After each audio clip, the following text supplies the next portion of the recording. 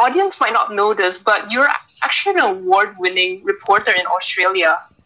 And not to mention, you had a graduation speech in Harvard when you graduated there. Isn't it quite tempting, actually, to stay in those countries with all of the achievement that you have?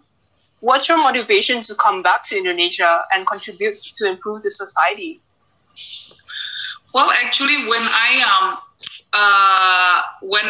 did when I had the chance to become a graduation speaker, that was driven by the intention to make my parents happy. So at the Harvard Kennedy School, there was a competition, speech competition, that if a student wins that competition, he or she will become the speaker for the graduation week. So I really wanted to make my father proud and my mother proud. So I wanted to, for them to know that their daughter actually achieved something while studying there, while studying abroad. So I dared myself to enter the competition. And I didn't expect that, but I actually won the competition. And then I became the speaker for the graduation week, the commencement week, we call it, at the Harvard Kennedy School.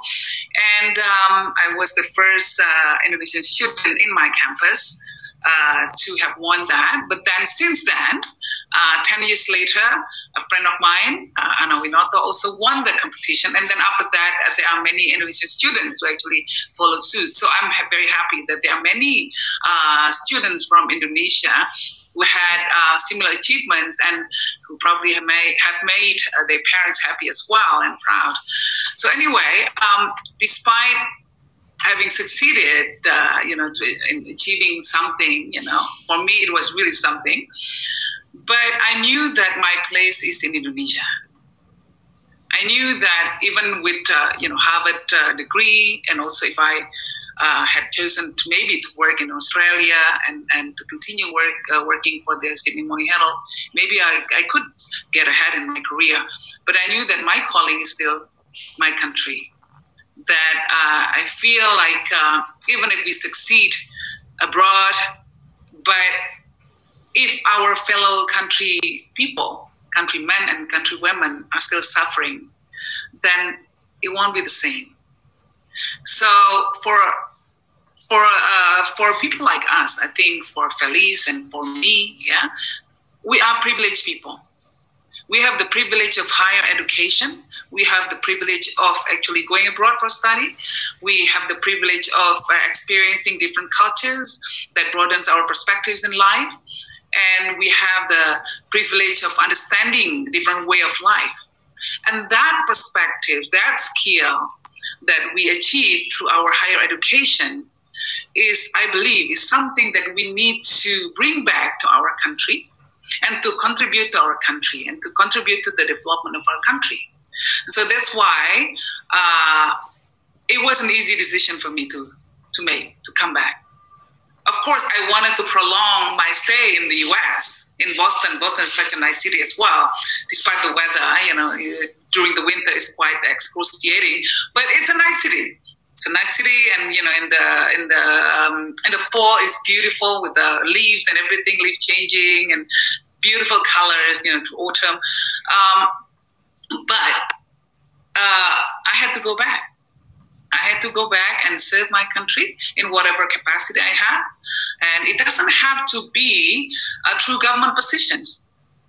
There are two types of leaders, the formal leaders and the informal leaders. The formal leaders are the ones who hold official positions. They are elected because they are there to carry through with the aspirations of the people who elect them in the first place. They are the presidents, the governors, the mayors, the kepala desa, etc., the members of parliaments. Those are the formal leaders. They are responsible for the policy formulations, the public policy formulations that will affect a great deal of the way our lives will be run. But they are also the informal leaders. The informal leaders are the people who have big sway and influence over the society.